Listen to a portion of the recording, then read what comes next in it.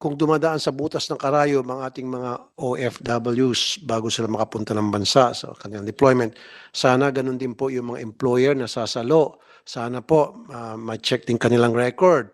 Dapat po dadaan din sila sa new psychiatric exam para malaman natin kung dapat ba silang tumanggap ng mga empleyado nila sa kanilang household. At dapat bukod dyan, hindi lamang sila yung mga amo, pati mga anak nila.